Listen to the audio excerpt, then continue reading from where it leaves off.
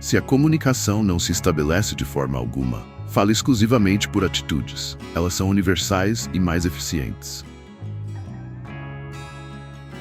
Há momentos em que tudo o que dizemos soa inútil. Já estive diante de pessoas queridas, com quem o diálogo parecia um campo minado. Cada palavra provocava mais afastamento, mais mal-entendidos. E foi nesse silêncio imposto que descobri algo precioso. Minhas atitudes ainda podiam falar por mim. O que eu fazia, como olhava, como ajudava.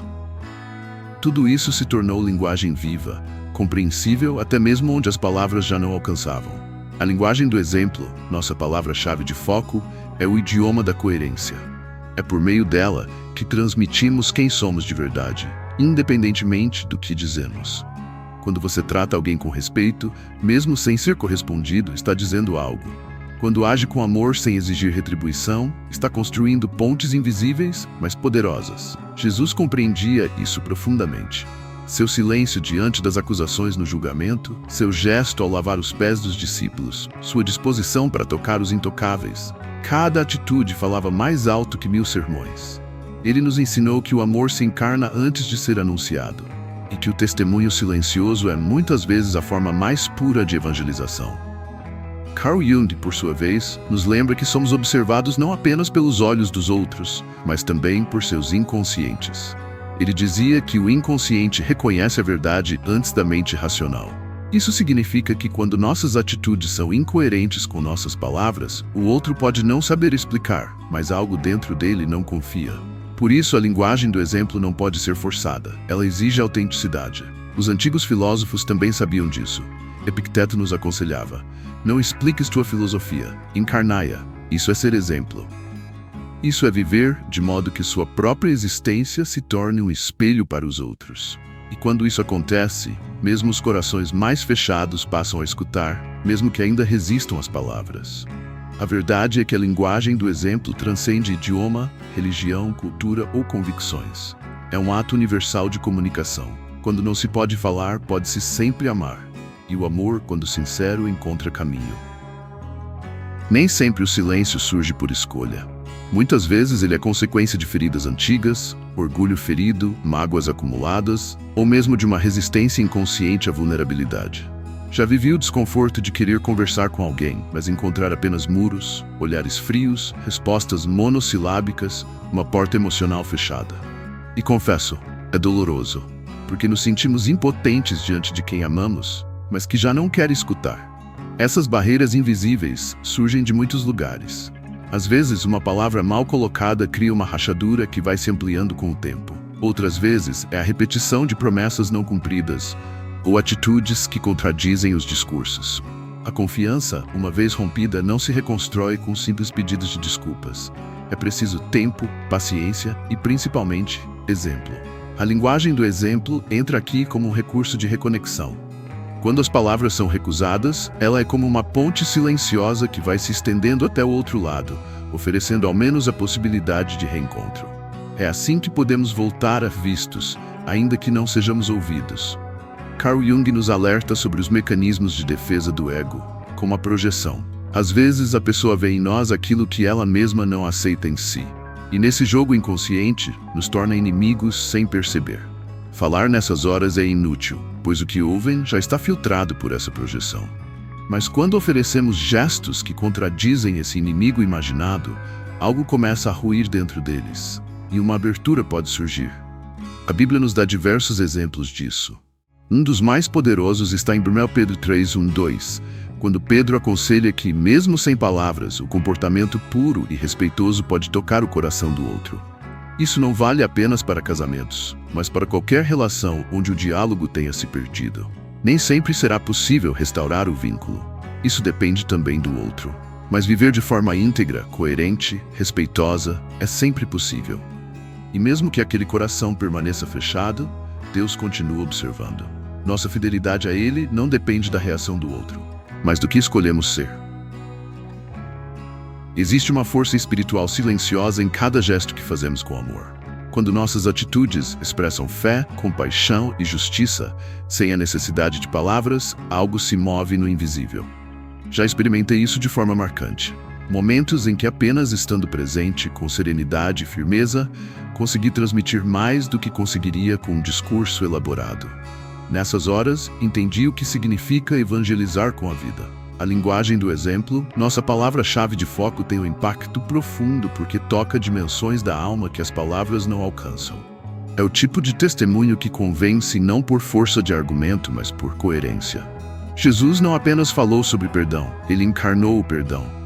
Na cruz, em meio à dor, ele disse: Pai, perdoa-lhes, pois não sabem o que fazem.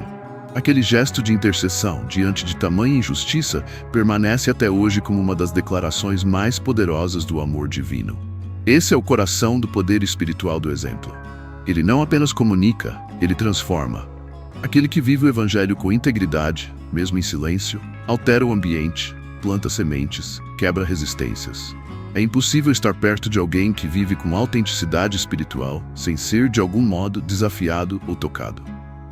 Carl Jung falava do self como o centro unificador da psique, o ponto de contato com o divino interior. Quando nossas atitudes fluem desse centro, e não da persona ou da máscara social, elas se tornam portadoras de verdade. É como se algo em nós dissesse ao outro: isso é real. E a alma reconhece o que é verdadeiro, mesmo que a mente resista. Na tradição estoica há também essa ênfase na vivência coerente. Sêneca afirmava que devemos viver como se sempre estivéssemos sendo observados, não por medo, mas por integridade. Essa consciência nos ajuda a perceber que tudo comunica, e que o nosso silêncio pode ser eloquente quando está cheio de virtude. Viver com autenticidade espiritual, portanto, é mais que uma escolha ética. É uma forma de oração, uma forma de ministério, uma forma de ser luz, mesmo que nunca se suba num púlpito. Porque, como ensina Mateus 5,16, quando nossas boas obras são vistas, o Pai é glorificado, e isso é linguagem que o mundo entende. Uma das maiores dificuldades da vida cristã, e talvez uma das mais belas oportunidades de amadurecimento, é alinhar o que cremos com o que fazemos.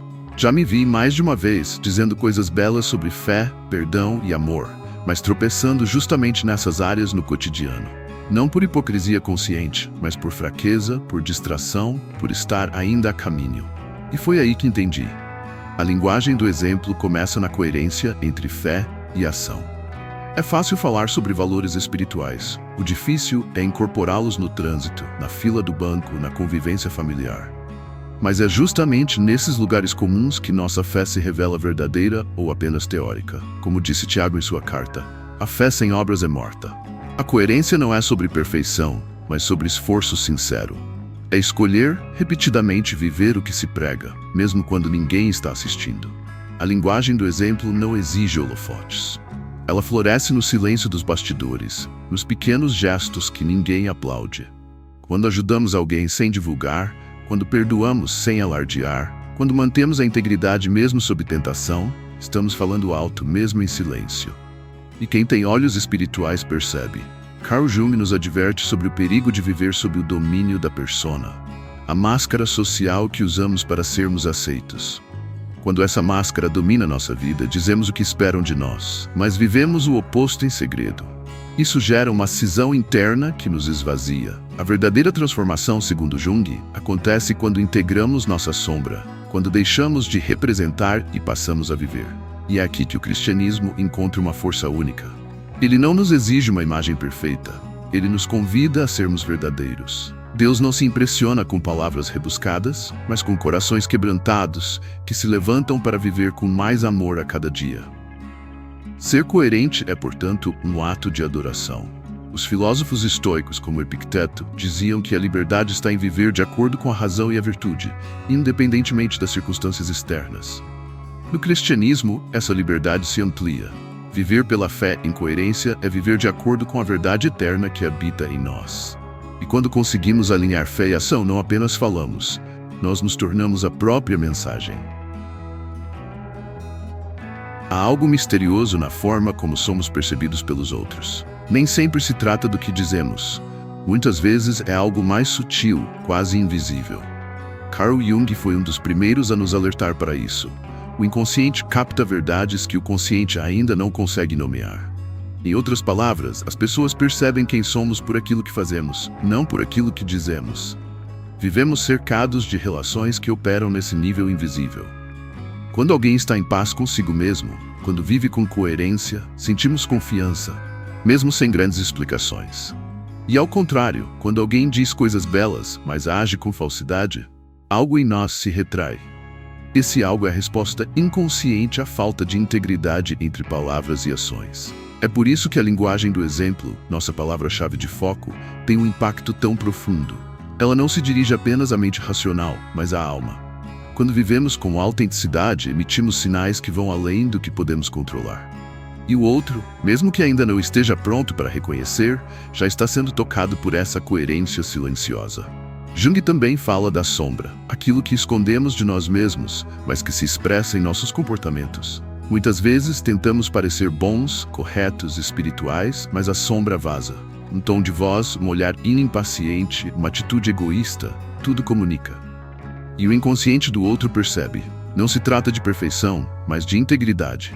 De saber quem somos, de assumir nossas limitações e, mesmo assim, buscar viver a verdade que professamos. A Bíblia confirma isso de forma admirável.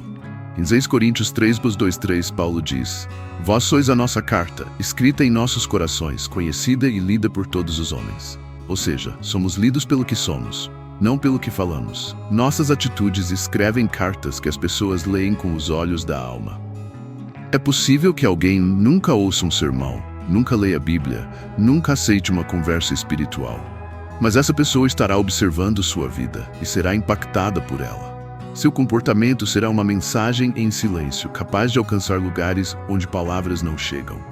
O inconsciente do outro vê o seu exemplo, e esse exemplo tem o poder de plantar uma semente divina. A espiritualidade autêntica se revela nas pequenas escolhas do dia a dia.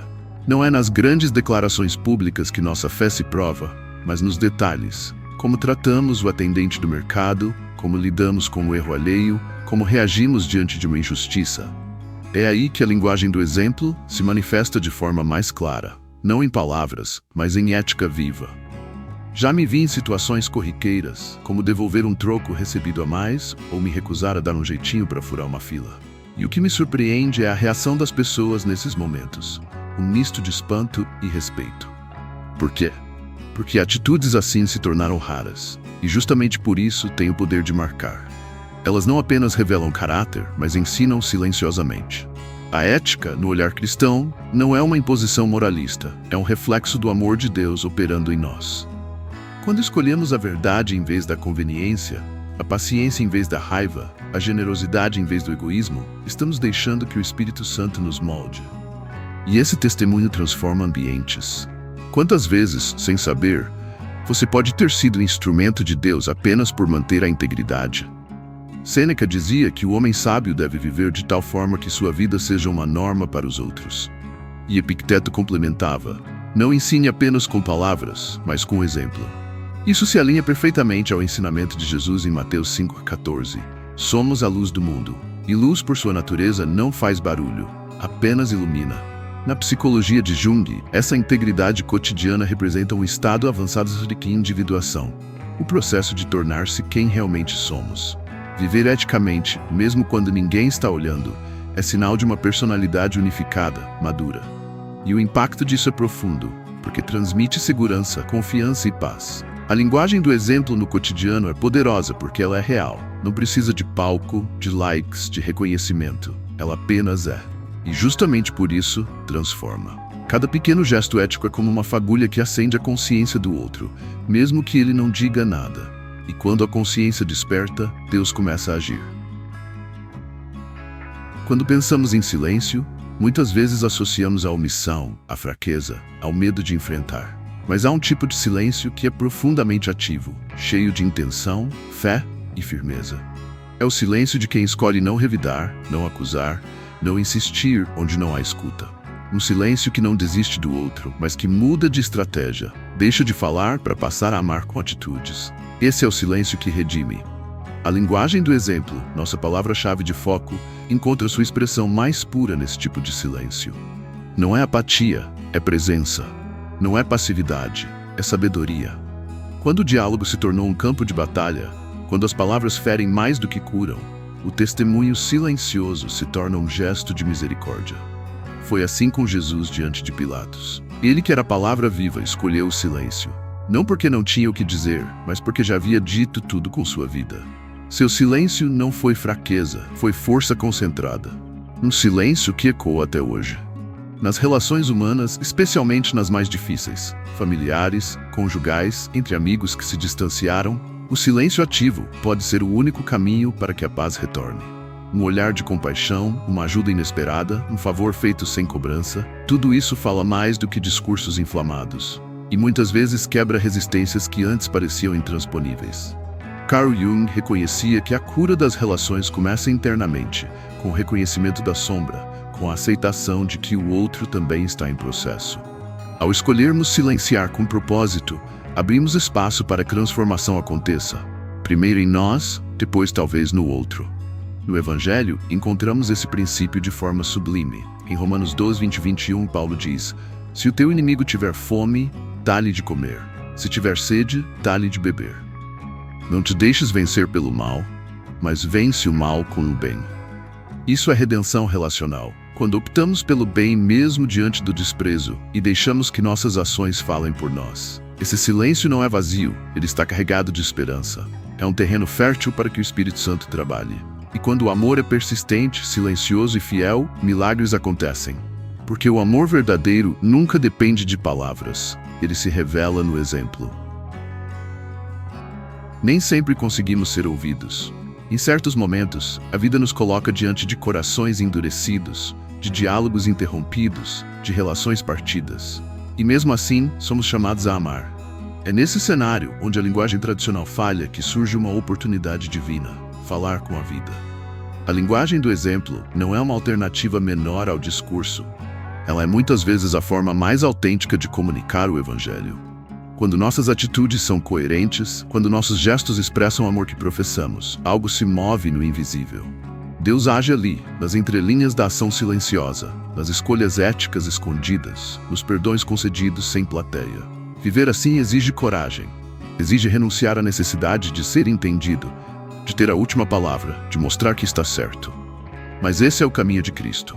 Ele não veio para vencer debates, mas para transformar vidas. E o fez com atitudes. Lavou pés, tocou os impuros, curou no sábado, perdoou na cruz. Ele falou sim, mas sua vida foi o maior sermão já pregado. Que eu e você possamos seguir esse exemplo. Que quando as palavras forem inúteis ou impossíveis, escolhamos amar em silêncio, servir sem esperar resposta, agir com integridade mesmo diante da indiferença. Porque nesse testemunho silencioso, Deus continua falando por nós. E quem tem ouvidos, um dia ouvirá. Neste vídeo entendemos que o silêncio muitas vezes é a melhor resposta. Não um silêncio de desprezo, mas aquele que carrega a sabedoria de quem não pretende escalar o problema, mas sim resguardar-se em suas atitudes. Ser compatível com elas. Pense nisso e enquanto faz, compartilhe suas opiniões nos comentários e ajude-nos a chegar a mais pessoas, deixando seu like, se inscrevendo neste canal e compartilhando este vídeo com as pessoas que você ama. Com fé, esperança e retidão, independente do que aconteça, continuaremos no caminho certo. Que Deus te abençoe hoje e sempre.